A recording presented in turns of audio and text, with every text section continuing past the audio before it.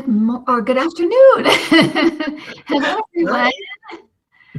Happy Sunday. I have Teri with me from Holding Your Space. Welcome, Teri. Hey, everybody. Hi, Kim. Thank you for having me. How are you today? Thank you. I'm doing good. Good. And I like your background too. It looks really Thanks. I was just complimenting Teri on her hair, and then I told her background. And yeah, I'm feeling really good here. I'm feeling very warm today. And it's beautiful out today, too. It's 60 here. So, oh, that's nice. That's good. yeah. Well, good. So we kind of just briefly touched on the fact that it's a little crazy right now, a little crazy in the country right now. And I did kind of a recent video on I do these just like little world minute kind of videos that kind of just, talk about what may be going on or things that people may be frustrated about or worried about but I wanted to ask you about something because actually this was brought up to me by my hairdresser, Shelly. And then I heard it again later on, and I thought that is so interesting because it does describe the energy. So on February 17th, the new year of the Chinese zodiac starts. Yeah. And it's going to be the year of the fire horse. The horse represents freedom, independence, personal strength.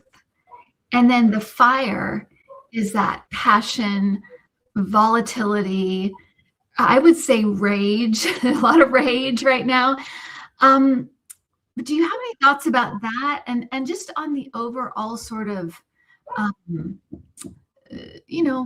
feelings and what's going on right now? Yeah. And that's my dog in the background talking about it too, Tyler. So sorry about that. But he always joins in. He's got a really spiritual nature. So yeah, it's I get that we're, getting out of the year of the snake and getting rid of a lot of stuff. But while that's happening, at the same time, everything's moving forward really fast already. And I feel like that energy has already started, that fire horse. And we're going to be moving really fast. And watching, it's interesting with the fire horse, it's also about creating abundance. While we can create chaos, we can also create abundance, is how I look at it. Like almost like magma, not MAGA, but magma, where we can put things in the fire, in the agni and cook up something new. And so I think it's going to be a really interesting time, the first half of the year to the second half of the year. Yeah, and I like those points and something that's going along with these feelings, because I know that people feel rage, like there's a lot of anger, a lot of rage right now. Yeah. I would say maybe not completely, but particularly from women as mothers, women as just women, and a lot of these stories coming out, they're so disturbing, have to do with women. And I think you're getting a lot of women that are enraged. But something that happens, I think, with when you're kind of beyond anger, it's kind of more than that. There is also what comes with that, I feel like, and we're kind of seeing it all over the place, is a type of fearlessness. And I know that, one of the things that my guys have, say all the time is, don't be afraid, don't feed into fear, and I do wonder if some of these really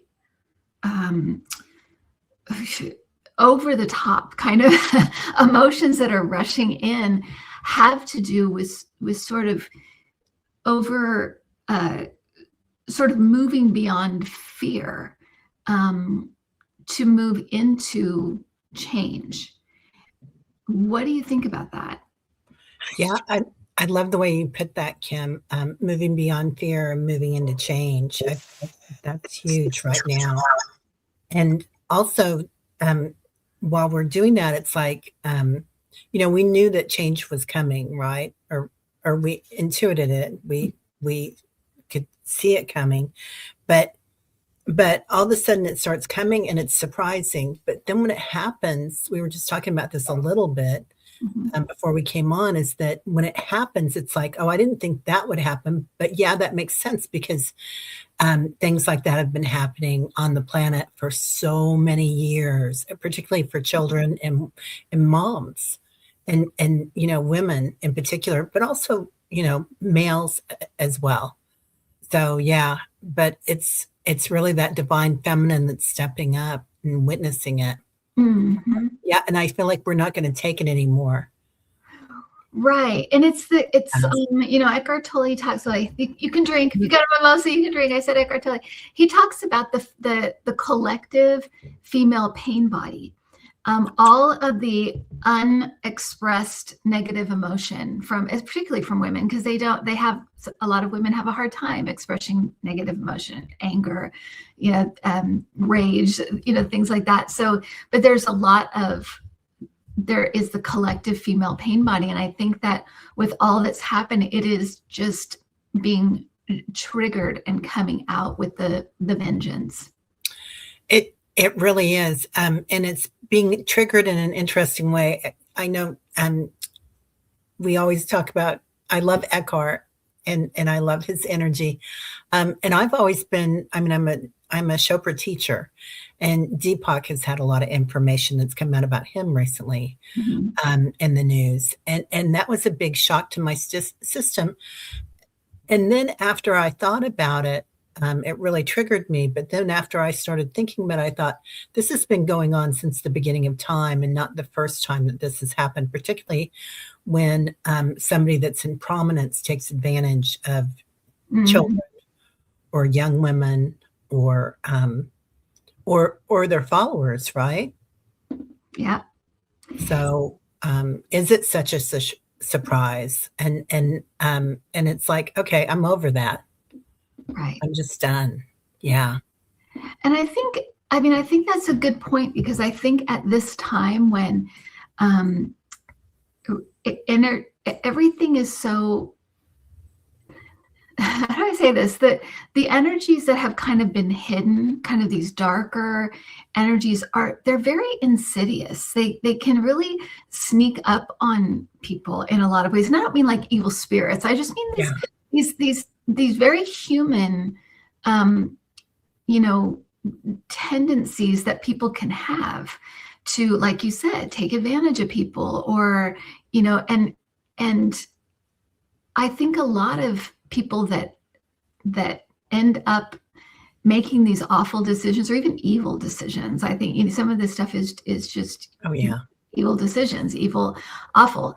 And but that, I don't believe, personally, I don't believe they started out thinking that. I think it's, it comes with some of that territory where everybody's agreeing with you and everything you do is great and everything you do is okay. And then you surround yourself with yes people and they're always pumping up your ego. And then you start to feel like you're invincible. And then you fall in with people that are, maybe doing things that, oh, I didn't know I could get away with this, or I didn't know I could get away with that, right? Kind of being negative influences in a lot of ways. Because I've thought a lot about these, some of the things that are coming out are so extreme. It's like it didn't start there. It ramped up, and it was people encouraging other people and that kind of thing. So when I think about someone like that, who was a spiritual guru, I guess you'd say, kind of, that they're still human. They're still susceptible to these darker paths. And I think it's good to remember that, that we're all human. And I think that's why it's so important to have these spiritual practices that we implement daily, because especially now, even if they're little things, just to keep us in that connection and to keep our gift of discernment very, tuned up. Yeah. Do you feel like my practices, I know for me, have taken on a whole new place. I mean, I just feel like I've prayed and meditated more than I probably ever have. I feel like I'm constantly saying that. I'll just be there 24/7, just saying, but I mean, and especially prayer, a lot of prayer. Yeah. So how does that? Yeah. I feel like you're right. Things that have been going on for so long, and all of a sudden now we're looking at it, and really as they pop up, there's so many different ways that we can go. We can really go into the energy of being attached to the outcome of what's going on around us with the fear and the horrible information that's coming out, and being disheartened, and disheartened is a good word for that, isn't it? Because it's like, that just came in, but it's like going into heart space is completely different when we go into presence and kind of watch things and think, and it feels like almost sovereignty, right? Mm-hmm. Like we are who we are. It doesn't tie us to these other people, but as we become, and it's a funny thing, because at the same time we're trying to become more interconnected, aren't we? Mm-hmm. And compassionate with everyone, with no judgment of whoever's around us, but really looking into our heart space. I don't know if that made any sense or not, but I saw your video this week, and it was so good on that, and it made so much sense. I feel like we're kind of being activated in so many different ways, and it kind of, I mean, it started at the beginning of time, right? It's primordial, but but particularly for me, during the pandemic, I felt like everybody in the whole world did something together. We went inside, right. which is kind of a good metaphor for that. But so there's the physical aspect of this, that we're being activated, and that's with fight or flight. Being scared, going into fear, looking at things, and then the emotional part of it, of, again, fear, and in our energy bodies, but the spiritual side too, we're getting hit with everything. Yeah. And I think that, I kind of talked about in that video about how I feel like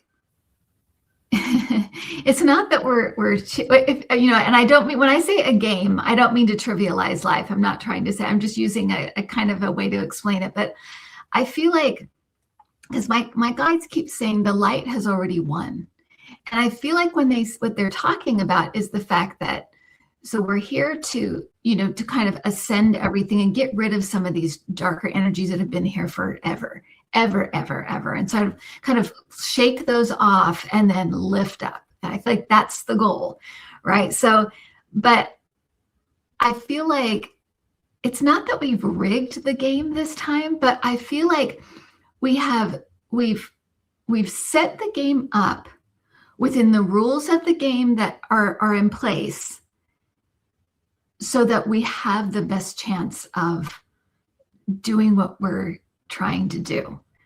Right? That's the feel. And I just got chills with that. Again, it's that, I got a big feeling. It's that feeling of like, we're here to do something, but this time, because we've been here before. I talked about that. We've been here before, where we've almost done it. We've almost gone over that hill, and we couldn't. And this time it's like, we have enough. I think it's partly because we have enough older souls now that is like, okay, this is what we're doing. This is how we're doing it. And we're going to do it this time. We're not going to fail. I love that. When you were talking about that in the earlier show this week, the old souls and the new souls that are coming together in this time. And a lot of the new souls are right where they're supposed to be, because maybe they came from 2D or whatever. I don't know. But but they're making a ruckus perhaps, and we're here to not solve everything because we Mhm. don't want to control everything, but to bring everything up um, to a new level. And I do feel like we've done this many times, and we've done this together many times. And the people in the chat, you guys are amazing. And it's like, so we're kind of in our own little tribe here doing that. But I really liked what you said too about before entry to this 3D planet and coming into this physical form, um, everybody getting together and having like a pep talk, Yeah. right? Like, Yeah. we're going to do it. We got this. Yeah. Exactly. Yeah, and how excited we were. I mean, we are all exhausted now, but at the time it was so like, yeah, we are doing it. We have the perfect plan. We're doing it. And so that also tells me that these very low, darker energies they're also playing their part. It doesn't mean it's a good thing for us in this 3D experience. It's terrible, but it's playing a part in pushing us, getting us to go this way and to let those things go, right? For once and for all, to let those things go. Yeah. Right? Yeah. I love that. Yeah, letting those things go because we want to control the outcome because we don't like what we're seeing, and we're empathetic, we're compassionate, and we're like, yeah, you're not on my time, pal. But rising, it's a weird walk, right? Because these things have been going on, and the atrocities, and I guess that's what brings us all together this time because Mhm. I feel like Gaia, the Earth, has bumped us off the planet a few times because Yeah, as yeah, human species, because we didn't get it together in time, right. and the Ice Age and all sorts of other times. But and you look at Atlantis and Lemuria and stuff. Yeah. But now coming in, I think you're right. I think we're got it together, and so I'm just going to pull up this quote that I Ah, wrote down because I don't normally do a quote, but and you guys have probably seen this because it's the quote of the day or something, but it was Einstein, and he said, oh, and I already wrote through it: strive not to be a success, but rather to be of value. hmm. And I feel like so many people that have gone that other way and have gotten involved in all these files and all this other information, their idea of being a success was probably monetary Mhm. and controlling things. Right. And we're coming at it. And I don't think that you can stop that being of value. Yeah, absolutely. And of value, I think of a lot of the people that we're confronting right now that are these, people with all the money and they have all the power and they're doing horrible things with it, that they don't under that one of the things that they don't understand is that idea of putting your effort into things that are of value, that aren't monetary, that aren't, Yeah. because it feels good, because you want to have a better world, because you want to help people. It's foreign. It doesn't they don't understand it.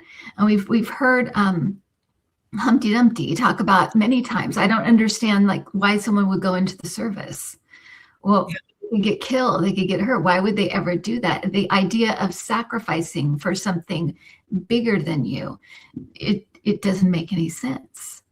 And so in that way, I think we have a really, really big advantage because it doesn't make sense. I think even the way that people are fighting back in the streets right now, I think that they didn't expect it.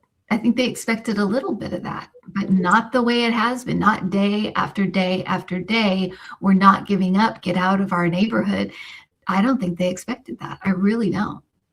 Yeah, and I thought that was really interesting in that in the video that you did earlier this week too, talking about being an empath and being in the dark side of the empath, which was not really I don't know. I mean, it was really interesting. I was like, oh, that's so intriguing. I hadn't thought about that.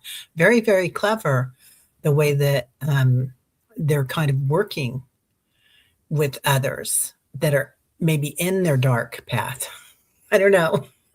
I don't know how to describe that, but I really found it interesting, and I thought, um, these people are doing these things right now, and you know not what you do.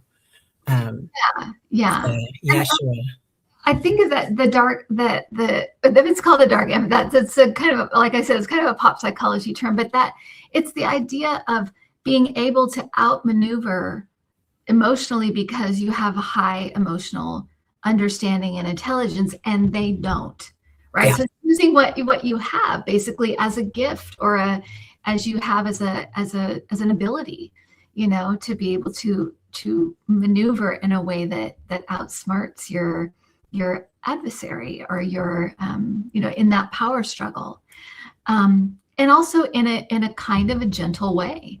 Not, they're really using, when I talked about the protesters, they really are just using their words, they're using their voices, and they're not necessarily, I think when they have to, they'll do physical things, but it's mostly speaking, yelling, saying things. So, they're using that as the emotional tool.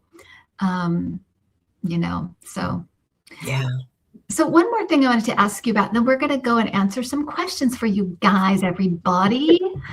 We usually answer spiritual questions on Sunday, and if you have, I always say that if you have a personal thing, it's fine to put it in there, but we might kind of broaden it out to make it kind of for everybody. So while still answering it, but kind of, just change it a little bit. So put in what you're wanting to know or thinking about, and we'll try to help and get answers. The other thing I wanted to tell you, and if you guys, if you have if you get triggered by some of the stuff that's in the news right now, you can turn it off for a minute and come back. But I wanted to tell you that I keep getting an image, and so let me go back. In about 2000, I can't remember if it was like 18 or 19, my guide started talking about the great unearthing.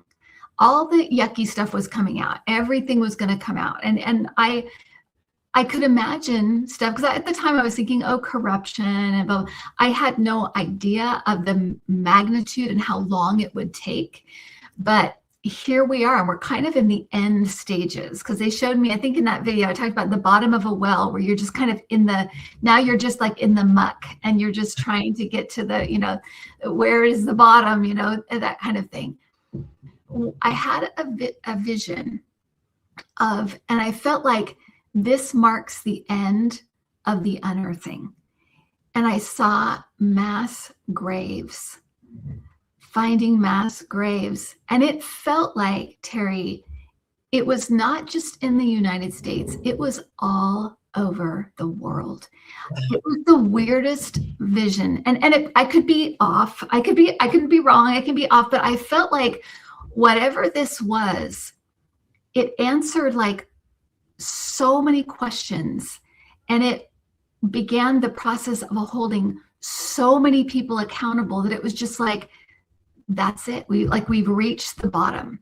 And that would be the kind of the marker of the end of the unearthing. And then we're in the next phase, which is, my guides call phase 3, because this is the end of phase 2. We're into phase 3, which is facing things and deciding who we are, who we want to be, and starting to hold people accountable, having giant, counseling sessions together, or whatever we decide to do, but kind of facing, and a lot of like self-reflection, I think, for the United States. Who are we? We were the hero, and now we're the villain. What's going on? Who do we want to be? And so then moving into this period of fixing stuff. So basically an accountability, sort of fixing stuff. And then the last phase is healing. And that's when you're going to see this kind of the world be a very, very different place. because we're healing. All of these wounds are up and out, and we're healing together, all together. What do you think about that? Does there something that kind of resonates? And what do you guys think in the chat too when I say that? Yeah. So when you said mass graves, that just gave me, I got a huge wave of energy on that. And I hadn't thought about that. I knew that something was coming. I thought it might have something to do with drones and hurting people, like in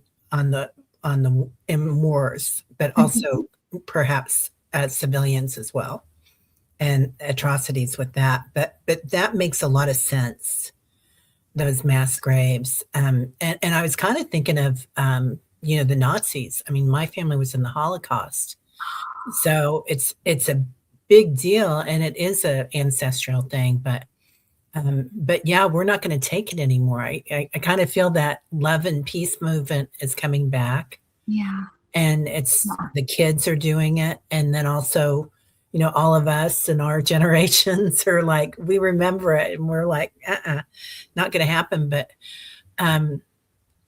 you were talking about that, and I was like, yeah, I can really, really see that making a movement that we'd say no longer.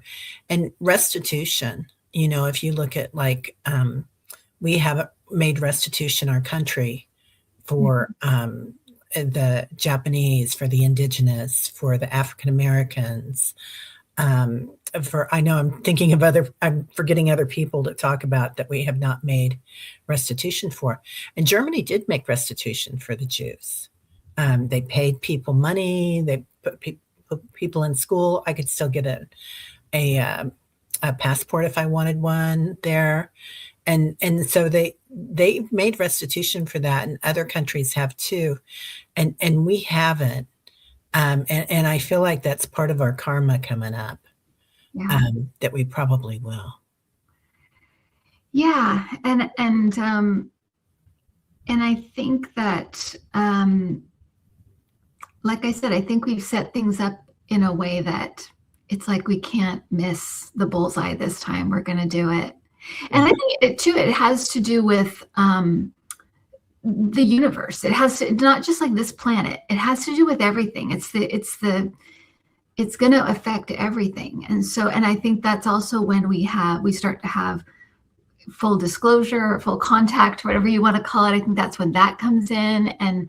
But we have to get to, it's almost like we don't deserve that yet. We need to get to a certain place, and then we'll kind of, and it's also being in that frequency where we can actually see. Some people are there. Some people are already seeing stuff. Some people are having these things all the time, and they may kind of slip in and slip out of it. But yeah, and then that's when that stuff happens too, on a larger scale, on a more a wider scale, because we've kind of moved on to the next phase, and we're in it. Well, good. Yeah, I wanted to bring that up because it was just such a weird thing. Do you feel like that we're kind of a proving ground in the U.S.? Like the junk happens here first, and then we have to heal it first, and then it goes on? Or do you think that I feel like the United States is such a catalyst for what's happened globally, but maybe that's just because I'm an American, and we kind of have that thing. We're such a big country and right, superpower. But I think I do. I'm seeing it like because I feel like that. I almost got like a download, but it's almost like I think when I don't like Reagan, but I think I don't appreciate Reagan at all. Oh, thank you, Gina. I don't feel like I feel like we are kind of the beacon on the hill in a lot of ways. Not that we haven't had an awful history and awful stuff happen, for sure. But I feel like there is something about the kind of the optimistic, dreamlike nature of the United States that people want to believe in it, right? It's not really real. I mean, right? We can look around and see it's not really real. We don't have universal health care. We don't have lots and lots of stuff. Everybody's struggling. It's like, but it's that idea. And I feel like that's what America brought in, was this idea. What if we could do this? What if everybody had a say? What if? So I think it's that people all around the world, not everybody, and there's definitely, we definitely have countries that do not like us at all. Yeah. But I do think it's because of that as well. When they don't like us, it is because it's some like Russia, who doesn't like freedom and the idea of people being able to do what they want and say what they want and have what they want, and they don't like that, and sharing and that kind of thing. And turns out here they don't like that much either. But I think that idea, it's almost like a childlike hope, and I think that's what, for so many people, that is what the United States represents. And so even though you wouldn't think that they would, because especially at this point, I feel like the world is pulling for us. And I think that's why. I think they want to believe it. And I think because all of us want to believe that, it will be at some point, we will reach that place where we're actually doing what we've been talking about, not just talking about it and then doing something else. But I do think it's, because I feel the whole world is sad right now, seeing what's happening to the United States. You see all the time in chats being like, what's happening there? Why can't, we're pulling for you. We want you to get out of this, be strong, stay strong. But I do feel like, so in that way, I think that they are they are kind of a great hope of the world. Like I said, not for necessarily who we've actually been, but for that the ideas that America brought in, that you could, and I think it goes back to the spiritual law of free will. It's so in line with our spirit self, having the ability to choose, to do whatever we want to. I think that idea is so appealing on a soul level. But yeah, so that's what I think. Does that make sense? Yeah, it really does. I do think that, I know we both have family in England, and as they always say, we're gobsmacked when we see what's going on over here, which I think is the perfect word for that. But, and when I talk to my friends that live overseas, they're like, because the United States, Americans are kind of a little louder sometimes, a little more vibrant in our personalities, I'll put it that way. Mm-hmm. And we will go to the streets. We will take to the streets and really, say what we think. So, yeah, I'm really sorry that all this has come about in this lifetime, but like you said, it's probably the time that it needed to happen, because we're all here to help with it. So, yeah, exactly. Well, with that, let's just face it. America needed to be humbled. It needed to be humbled. It is kind of like in the obnoxious, we're obnoxious teenagers. We're just, think the world revolves around us. And we're, and I think that America did need to be humbled and also face our own stuff. We're really quick to point out around the world what everything's going on around here, but we really needed to, we really, really, really, really are in desperate need of self-reflection and change, and it's being forced to happen. So here we are. Yeah. All right. So question. Are you ready for questions? Yeah. Let's see. I get some paper here just in case I have to scribble. Okay. So, question. In addition to peace and happiness, what other emotions do loved ones in spirit feel?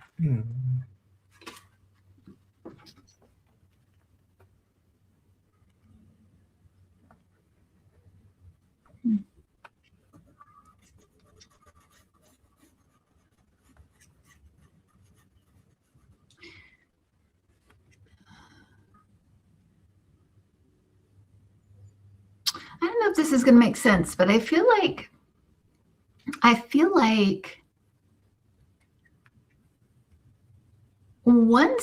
once they have come to Earth, once we've come to Earth, that we have that, it's almost like it gives us the capacity or the ability to understand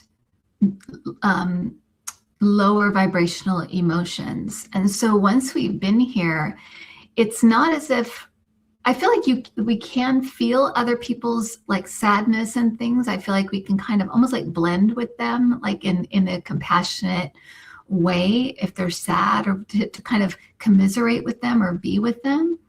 But I do feel like part of the reason we come here is to understand those types of emotions, because we don't naturally feel them. It's more, but once we have been here, we can. It's almost like we can. It is like empathy. It's like we can imagine it, or we know what it feels like. So we may not be in a depression, but we can remember, when I was on the earth plane, I remember what that felt like. And so we can kind of understand what someone is feeling in a way that I don't think we can when we haven't come here. But once we've come here, I feel like we have this capacity to understand feeling and emotions in a way we don't before we come here. I think it's one of the draws. What do you think, Teri? That's so interesting that you said that. I do feel like there's joy and love and bliss also, which is more of a state of being, Gina. But when you were saying that, I was thinking about some of the galactics and some of the beings that are very Spock-like, or you might say neurodivergent. Like a lot of people that are being born on the planet right now, a lot of our kids are neurodivergent. I have a lot of that in my family. So it's like there's that feeling. And so we can already see a bit of a shift, I think, because of that. But also, I like what you're saying, because I feel like when my mom or dad come in, they're so tenderhearted, and so they recognize our feelings. But I hadn't thought about that before, that we would come directly here to feel those feelings, to take that with us, that compassion. So. Right. And emotions are such a big part of our physical makeup, because emotion it's physical, it is, of course, mental, but it's so physical. You can feel grief in your body. You can feel, and so, yeah, I think we come here to experience that, and then we can actually really, really understand those kinds of emotions in a way I just don't think we can in spirit, and not until we've actually had the experience. We can imagine, right, but not really have that experience. So do you have some guides? I've got some guides like this that are very ethereal, and they're very like, you're thinking too linear, you're being very linear today, Teri, and kind of like they're like on this level that they have fun with me, but they're not funny. Right, they're pretty serious. And others that are quite funny, and I think maybe they had a few lifetimes on the planet, because they can be fun and funny, and I don't know if it's a dimensional thing, or that light. There's always that lightness of being, that I think they always bring in, even if they all have personalities, and I think that sometimes they can come in more serious, or more playful, or really, really happy, or really, really, they all definitely have their own personalities. But in the feeling of them is always, I don't want to say positive, but like constructive. It always makes sense,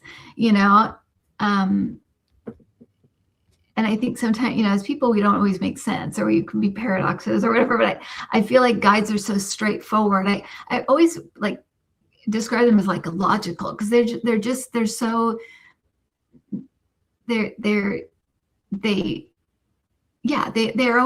to make sense of everything. And I think always comes through. It's that wisdom, right? It is. It's wisdom. And it's funny when they're like, yeah, knock it off, kid. But I like what Kelly's saying. Negative emotions are trapped in our bodies, resulting in dis-ease. I love that, Kelly. Yeah, 100%. I mean, we get that. We've got that reptilian brain, right? Mhm. And the fight or flight. Um, and that's a good thing for the human species. That got us where we are. But it's also, it'll do a number on you. It will, and that's why it's so, I think, so important right now, especially to do physical things. They don't have to be vigorous. It could be, gentle movement, or like Tai Chi, where you're kind of moving the energy and shaking it out, or it can be, or like Qigong or something like that. But also things just like screaming into a pillow. I mean, it freaks my dog out when I do that, but it does help. It gets that rage, because as I think that a lot of times spiritual people that consider themselves spiritual, or even just consider themselves to be nice people, have a really hard time with things like rage, blind rage, where you just feel like, I am not responsible for my actions right now. I don't know what I'm going to do.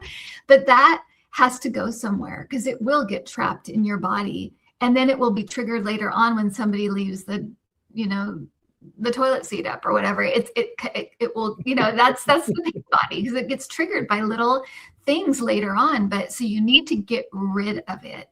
I think in one of Eckhart Tolle's books, he talks about ducks, and how when ducks fight, they'll get into each other's territory, they'll kind of fight, then they'll swim away from each other, and as they do, they flap their wings, and they're flapping out that negativity, that energy that they just had, so that it's gone, and then they just float along happily. But I think that we need to remember that. I mean, I'll sit there and just be like, oh my, I'm just tight as anything, because I'm just so enraged, and I know that's when I need to like shake it out, go, outside and take a walk, or have my little rebounder, jump on the rebounder, or scream at a pillow, or hit the bed, or whatever feels right. I think just follow that instinct and get it out of your body.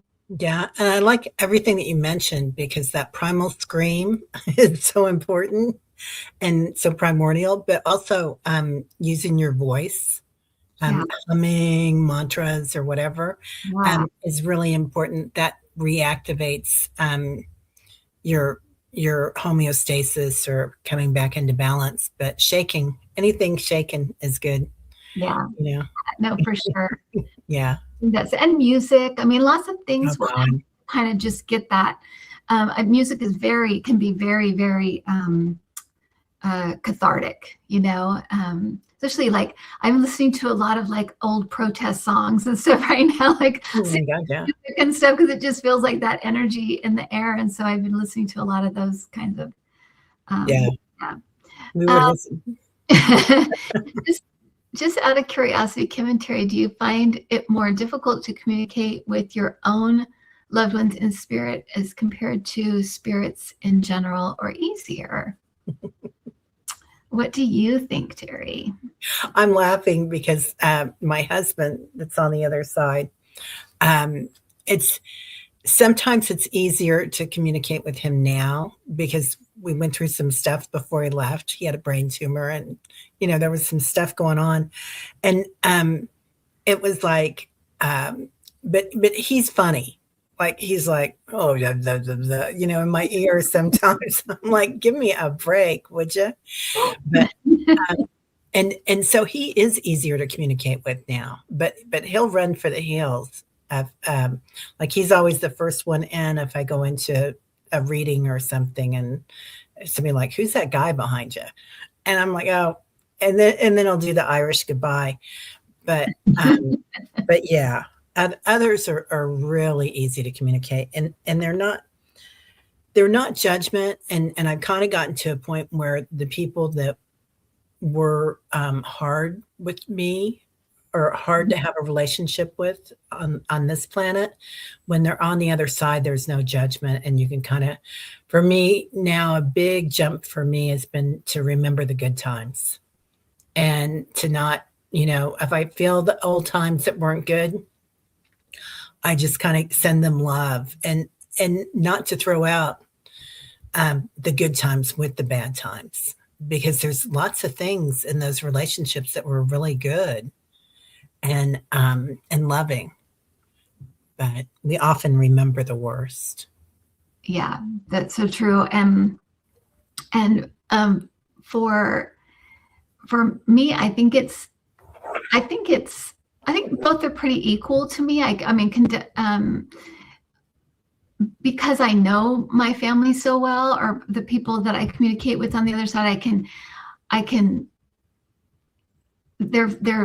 their energy is so familiar, other people, it's, they have all different kinds of energy. So they're not always as familiar, or they're not always relatable in the same way. But my family is, my dad is constantly coming in, and my mother-in-law constantly comes in, but their energy is so familiar. I can just feel it, and the only thing I would say that's for anyone in the chat that is dealing with trying to connect with their loved ones is that I think with your own loved ones, even as a medium, I think you tend to be more when you wonder more if you're losing your mind, or you wonder more if you question it more. I think because it's your own loved ones, and you're so biased because you want to talk to them so badly and you miss them so much. So I think you question more than you do when you're talking to someone else's loved one. I think you tend to be like, okay, am I just going crazy, or was that a thing? So I think that with that, you have to let go. I think that once you can just let go and just start talking to them in your mind, and just through your own imagination, hear their responses, because that's them. But you're going to be like, is that just me? Am I just wishful thinking? So I think that you have more of a tendency towards with your own loved ones. So, but once you can jump that hurdle, it's so easy. It's so easy. It's so effortless, Yeah, so easy. So you bring in like Mother Teresa and all sorts of people. Speaking with spirit, I think that's it, right? A spirit speaks. Yeah. Spirit speaks. That's it. Yeah. So, are any of them hanging on? I mean, that just kind of came into me. Sometimes I get Robin Williams and Prince in a lot, or Mozart or Leonardo, but I just wondered. I do, I've had John Lennon pop in a couple of times. Oh. I got a real, like a Beatle-y kind of message about, through one of their songs. And I felt like, and someone even confirmed it, that it was him that gave that to me as kind of a reference, or a reference point. So I've definitely felt, I'm trying to think, I felt Freddie Mercury come in, and maybe because it's music, maybe because I listen to so much music, and I'm always listening to their music and stuff, that maybe that's why. Cassie has Janis Joplin come in all the time, even though she has no like connection, as far as like her music or anything like that, but she feels her come in quite often.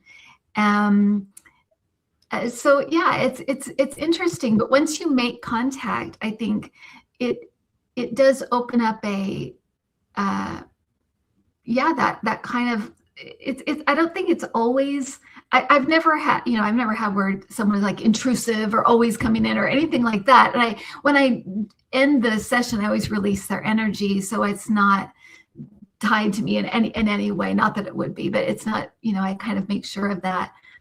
But every so often I will have people just kind of pop in, and it'll be like, oh, that's weird. That was, I like Freddie Mercury, or I got that, I heard that, So That's cool. Yeah. Yeah. And in fact, this week we're going to be talking to Abby Hoffman. Do you know who Abby Hoffman is? Yes. Oh my gosh. What book did he write? Didn't he write a book? Motorcycle Mechanics? I don't know. See, I don't know anything about him. Oh, okay. He just like kind of popped in, and I was like, that's weird. because I was trying to think who would be the next person, and usually it's kind of like I feel like they pick me, but this was like weird because I couldn't think of anybody, and I was just like, that's so weird. I wonder if what's going to happen because this hasn't happened before. And then he came in, and then like the next day, a little clip of him came up on my feed.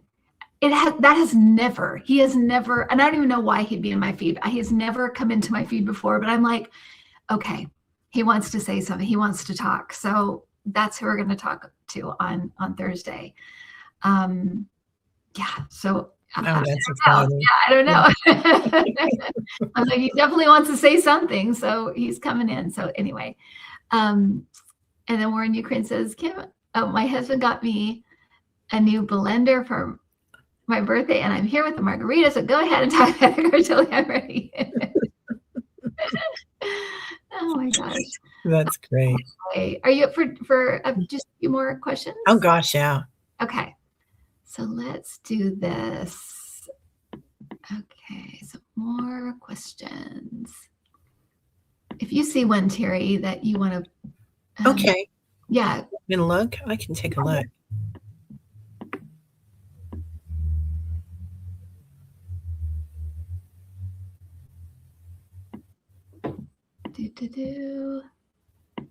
I just have to look for the question marks because I can't.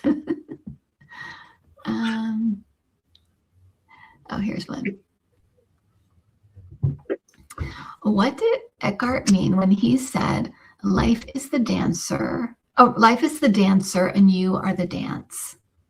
So what he's talking about is the fact that, so the dance, that means your being, the observer in the background, right? That's the dance. And the dancer is your personality, your human identity. That's the dancer. So that being is always present and sort of that grounding sort of observing force in the background that represents the divine and all divinity, right? That's the dance. The dancer is the puppet you, the one that's programmed by everything, and the one that the character you're playing. So think of like the play and the character. That's basically the same thing. There's a whole play. There's the whole, experience or the experiencer, and then there's the character that's in the play, and that's the dancer. So I hope that makes sense, Gina. Do you have anything to add to that, Teri? No, I love that. It feels like the dance is the consciousness and that personality that we played, that role that we played, we left behind. But yeah, I love that. It's confusing because you think of that, it's confusing because it doesn't, life is the dancer, but it's the personality, your life in this moment. That's the dancer. But you, the deeper you, the being you, is the dance. Okay, let's see where I am. And now I'm confused. But you can see anything. Go ahead, Teri. Okay.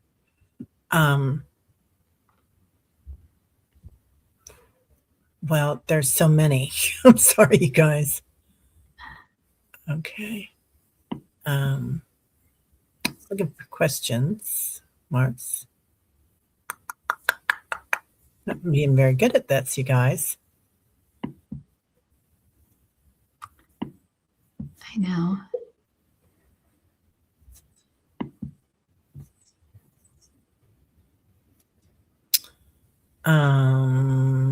Golly gee.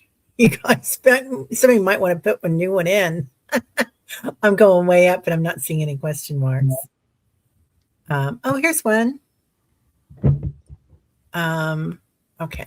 Oh, I can't get it up. It's though Michelle at 327. If you can get up that high. I don't think I can post it. Oh, I can. At what time is it? 327 my time, so 127 your time. 127. 127. Hi, Michelle. I can read it. How Good. does an empath make it through when their company is in the middle of layoffs? You feel everyone's stress. How do you protect yourself?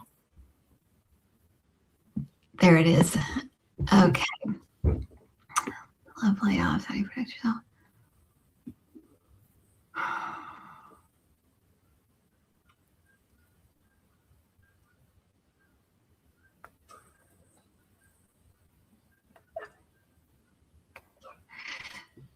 So, I mean, that is stressful.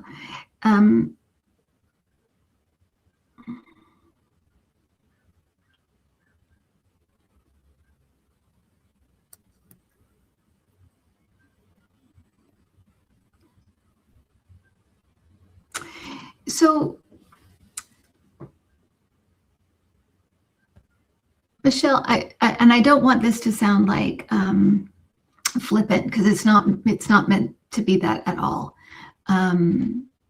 Most people that have worked, over their lifetime, they've been in this situation where they've seen people get fired around them or be let go, and it's terrible. But I also feel like my guides are reminding us that we have a collective, story right together. We all care about each other, and we want the best for each other, but we also are here to play out personal stories, personal and have personal growth as well.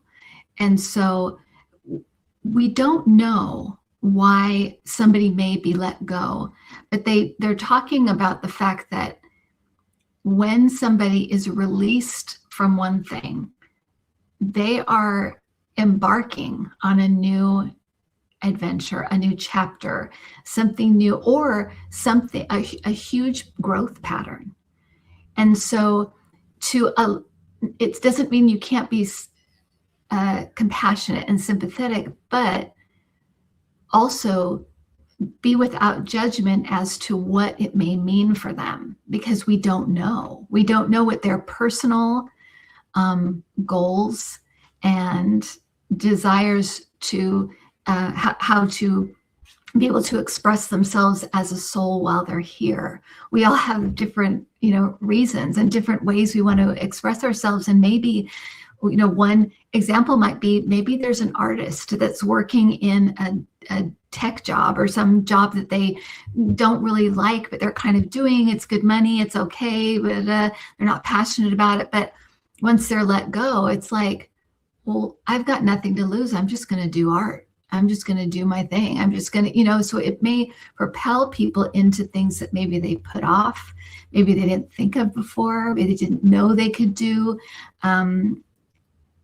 We do. So being compassionate and kind and loving, but also being non-judgmental as to what wonderful thing may be around the corner for them. That it's not the end, it's just an ending, right? And a door closing so another one can open. And in the moment you don't feel that way, but that is what it is. What do you say, Teri? Yeah, it's so hard, especially you're in a building with all these people. I'm sure, Michelle, or maybe you're doing it online, but still, you're in that energy, that vehicle, or that corporation, or whatever it is, and so you're a part of it. So it is hard to look at it that way, especially at first, and somebody's hurt or something, because you're an empath and you're very intuitive. I know you are. And so that makes it all that much harder for me.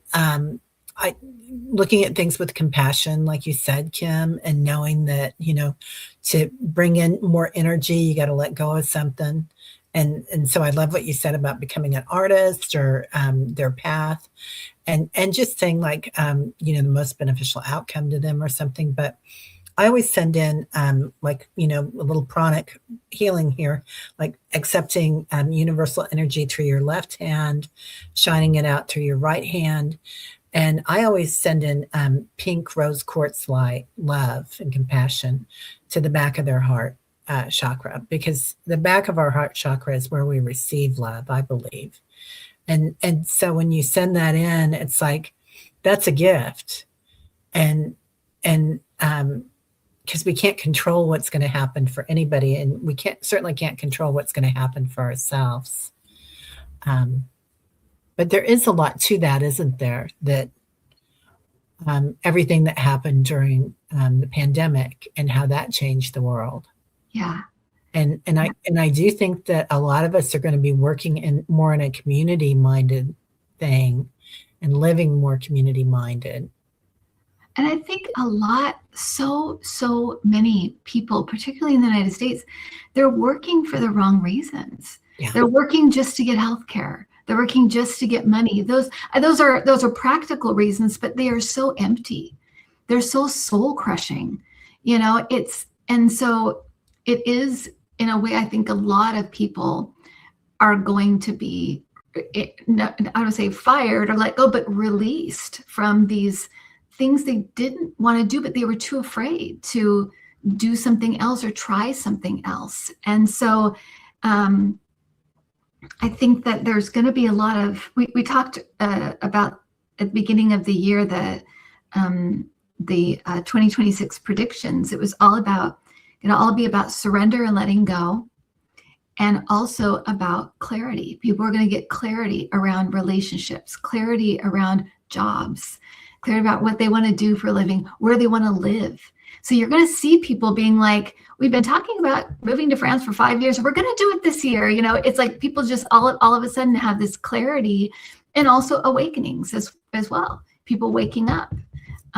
So a lot of clarity. And I think, sometimes when something like that happens, all of a sudden, like I said, it's sad because the door closes, or you're kind of like, I'm just floating out here. But that also opens up so much possibility and potential that just wasn't there before.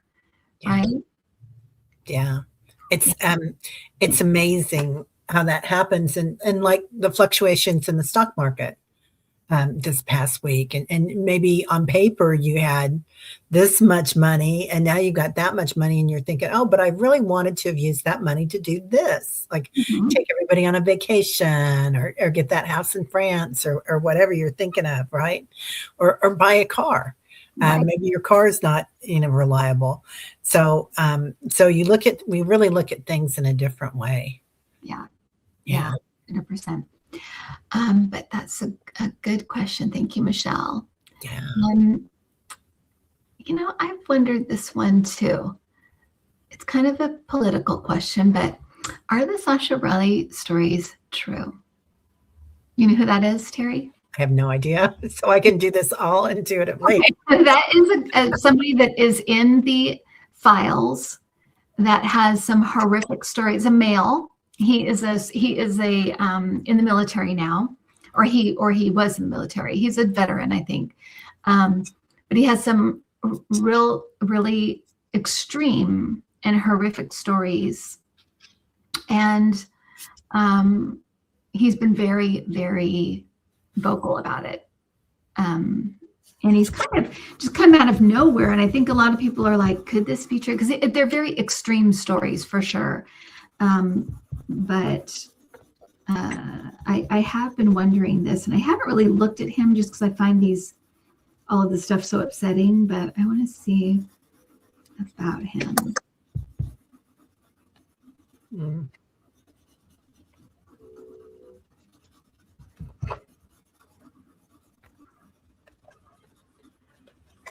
So I'm getting on a whole, yes. However, I feel like some things are like distorted by memory, or some things are a little like, and I think maybe because he was young or under stress or what, I think that, and if you're in survival mode and things like that, I think some things are sort of etched permanently and other things are a little more foggy. I even feel like maybe like drugs and alcohol may have been involved and that kind of thing. So I feel like some things are a little distorted, but overall, yes. But I think some of the details are some of them are a little bit, yeah, distorted. What do you get, Teri, about him? When I went into his energy, my heart space and my throat chakra were just like clogged, like pain. So I feel like it is going to look different, like you said, because I feel like he hasn't gotten it all out yet. And this could be because as children, when these things happen, often we disassociate and we go within and we're not there. So, it's something to do with nature, finding his path and being through things. But I also got this card, friendship, which I always look at these three children, and it has to do with multiple children. As what I get with this is this happened to a lot, and more of them are going to be coming forward. This is the way that he's going to release this and let go of this energy. So it's really important. Yeah, it is heartbreaking, Gina. It's like, so much pain. But then when I go into, if he does tell this story, this is what is driving him to tell this story, is to get it out, to release it. Like we were talking about shaking or doing something. A lot of people are going to be telling these stories. And I think after what happened with Deepak, being in this, a lot of people are going to be coming forward and I'm not comparing this at all, but well, a little bit, as children being in these ashrams, being in these, Catholic schools, and indigenous schools, that things happened. And, so it's a lot of stories are coming out. And I think that's this, friendship card and all these children coming forward. Right. And we have to remember too that there are so many souls on the other side that are trying to get everything out and trying to make sure that there is accountability. It helps them to have accountability on the earth plane. You don't escape anything. You still have to work through everything, and you don't escape. So there's also that push, not just here, but on the other side as well. Yeah. Okay. Why don't we end with this one? Okay. Yeah, that's a good idea. So there has been talk of unalive victims associated with Ebb and mass graves. Okay. So that's what we were just talking about. Kim, and Teri, Kim and Teri, do you see Nuremberg style justice? You must be intuitive, SJ. What do you see, Teri? Or you're going to look at the cards? Yeah, I definitely see that there's going to be justice, but I feel like it's going to be different than Nuremberg, because that was bringing people to judgment and criminals and things like that. I feel like some of these people are already gone, and it's going to be more of a thing like, what can we do for you now? Like, I'm hoping that's what it's going to be, but maybe not right at first. But I'm hoping that what it's going to turn into is a mass fund, perhaps from some of the billionaires, right, and the trillionaires and the people behind everything, where all that money is going to get funneled into taking care of everybody. I think that's probably a really, I think that's I think definitely a correct way of interpreting that. And I'm also feeling, I keep getting the world court or the world court. So I feel like it could be the Hague, maybe, that some of this stuff goes to the Hague, because it is involving lots of other countries. But I almost feel like other countries lead the way. Like other countries start to, like, they get the ball rolling, and then we sort of join. Because I don't think this will happen right away here, but it's going to happen. It's going to happen. But I feel like it's a world thing, like the world court. So it must be the Hague, I guess. That's, and it also makes sense in the fact that clearly we have a block when it comes to holding the rich and powerful accountable here. We have a hard time with that here. And so they may turn it over to the Hague just because we're scared, or we don't want to do that yet. The people, not saying us, we would do it in 2 seconds, but people that are in these positions, as we start to change our government and things change, they may not be there quite yet. And so that they may just say, we're not going to do that here. We're going to hand it over to the World Court because they're already doing stuff. And it's all part of the same network. And so it might be, in a way, the coward's way out in a little bit, but it also is going to hold people accountable. And I also think it's going to be severe. I think some of these, like, the end result is going to be severe for a lot of these people. Not at all how they thought this would end. I feel like it's going to end with people in jail for like ever, for the rest of their lives, and maybe even some I don't know if it's death penalty. It could be, but I feel like it could be people spending like the rest of their lives in jail. And yeah, and I feel like they're going to lose a lot of their money as well, because it is going to be powerful people, a lot of powerful people, I think. Yeah, I get the number 15. I don't know what that's about. So. Oh, interesting. I also feel like some of these like billionaires, that it gets to a point where they may be safer in prison. Honestly, I feel like they're going to be they're going to have such paranoia and such, because I feel like this is a rolling, it's like a rolling thunder coming at them, because people are getting more and more upset, more and more angry, and they're going, as they should for a lot of things, but they're going to get a lot of the blame. And so I feel like they're going to feel like I've got a target on my back. So it's almost not like I'm safer in prison, but maybe safer being held accountable this way than like some kind of vigilante justice or something, because I do feel that energy of like individuals being, afraid, and also individuals wanting to enact. They're so angry, right? That rage energy coming. And I'm not advocating for anything like that, but I am feeling that. I am feeling like there are people that are enraged.